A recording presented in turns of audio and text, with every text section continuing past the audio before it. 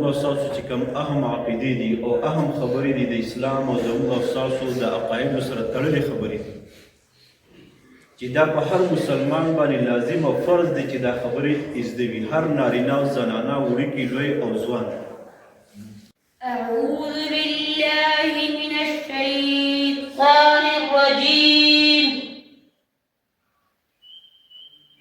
بسم الله الرحمن الرحيم.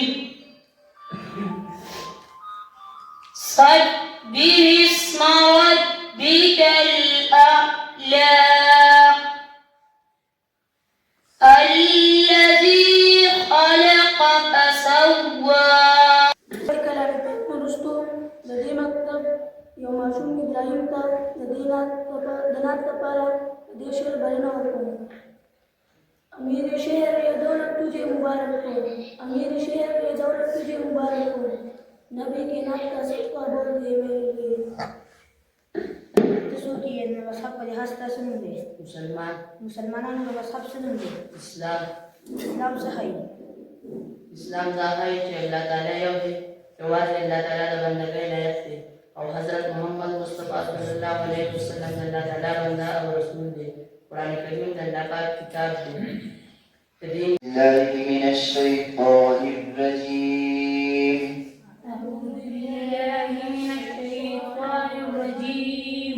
بسم الله الرحمن الرحيم. بسم الله الرحمن الرحيم. قل هو الله أحد قل هو الله أحد الله الصمد الله الصمد لم يلد ولم يولد لم يلد ولم يولد ولم يكن له كفوا أحد. ولم يكن له كفوا أحد. بسم الله الرحمن الرحيم. بسم الله الرحمن الرحيم. قل أعوذ برب الفلق قل أعوذ برب الفلق من شر ما خلق. تمام مجرات تمام شرعي تمام مجرات تمام شرعي زدي منم چې ته د ماري بری زمان ګیلرا زمان شکورا زمان ګیلرا زمان شکورا زمان دمکي ګلګي او ناردا زغم یو معصوم یو ما د همزور یو مستی لیدلی ما د همزور یو مستی لیدلی ما د همزور یو ازادي لیدلی زما مشره زما جذبه چرته ده زما مشره زما بسته چرته ده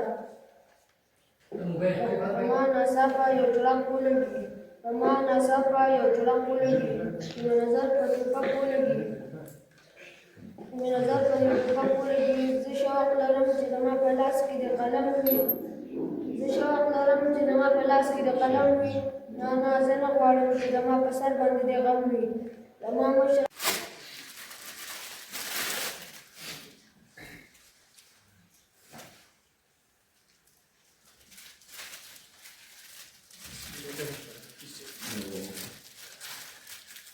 چې مایوسي شي په محشر کې به دې ګورم هر خوا چې مایوسي شي په محشر کې به دې ګورم حالات چې ډېر زخم په محشر کې به دې ګورم هر خوا چې مایوسي شي په محشر کې به دې ګورم هر خوا چې مایوسي شي په محشر کې به دې ګورم هر خوا نه چې نفسي نفسي نارې شي محمده هر خوا نه چې نفسي نفسي نارې شي محمده د واړه انبیاو په لښکر کې به دې ګورم.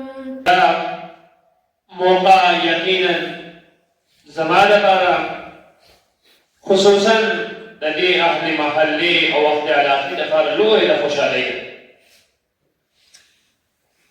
چې دلته کې نن د الله رب العزت د یو عظیم کتاب د هغې د ختم د هغې د تکمیل د رسېدو د هغې په خوشحالۍ کې پروګرام منعقد شو.